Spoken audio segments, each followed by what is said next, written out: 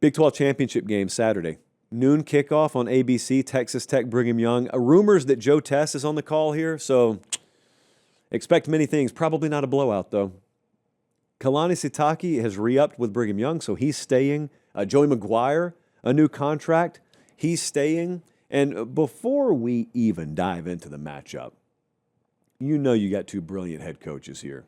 Sitake's doing things rarely seen in Provo, Utah. Of course, Joey McGuire and company are putting together a historic season in Lubbock, Texas, and yet despite all that, good close friend of the program and noted college football savant Joey McGuire chose to share some of his wisdom with the college football public earlier this week. Don't take my word for it. Roll it, Bradley. Yeah, I think it's really important, people that understand football as a whole. I think no matter what, I think Josh Pate does a great job. I think he's a guy. I wouldn't be mad if he was the commissioner of college football. I know he would take the job and do a great job. And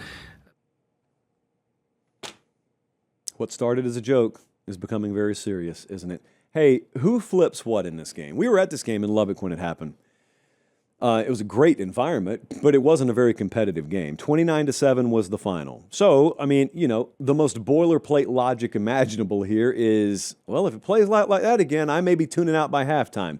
Okay, so if it doesn't, what has to flip? Well, a couple of things have to flip for Brigham Young.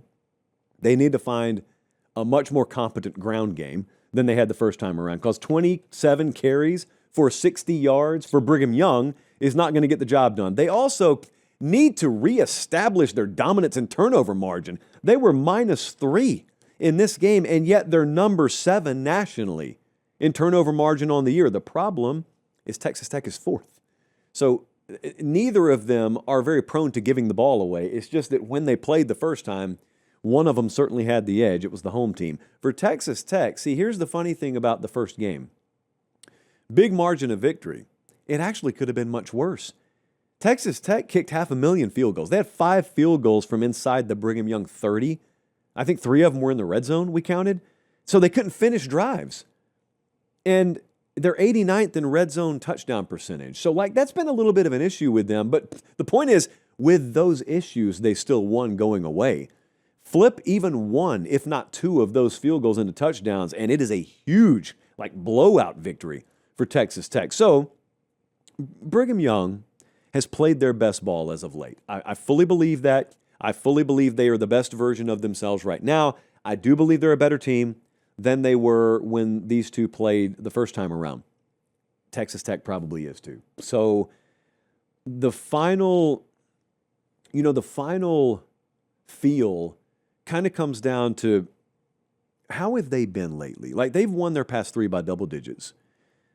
They need to flip turnover, okay? I'm trying to visualize, that's why I'm looking off and up to the left. I try and visualize how it would happen, how the upset would happen. Hey, do me one favor right here. Look down. Are you subscribed to the channel? If you are, thank you. If you're not, please click subscribe. It helps us keep the show free and free of corporate interference. All right, that's it for me.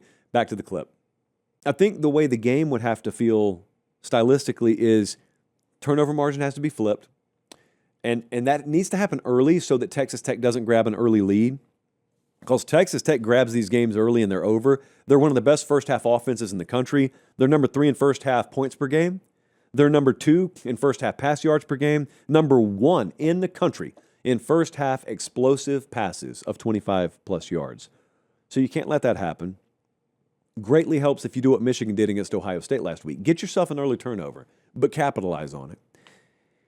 And then they just kind of need to ride the revenge wave. They basically just need to show a version of themselves that proves the gap is not quite as big as it looked the first time around. There is a fairly sizable talent edge here from Texas Tech, but you can overcome that. There are ways. Brigham Young's done this a long time. So there are ways you can overcome that. What I'm trying to overcome is instinct versus eyeballs. My instinct generically in a matchup like this is, okay, if we had a matchup early in the season, one team did get blown out, but it's because they were -3 turnovers, and they're going to get another shot. Oh, by the way, their head coach just re-upped contractually after he flirted with leaving for a hot minute, and they get another shot. I'm riding with that team. At the very least, I'm taking the points.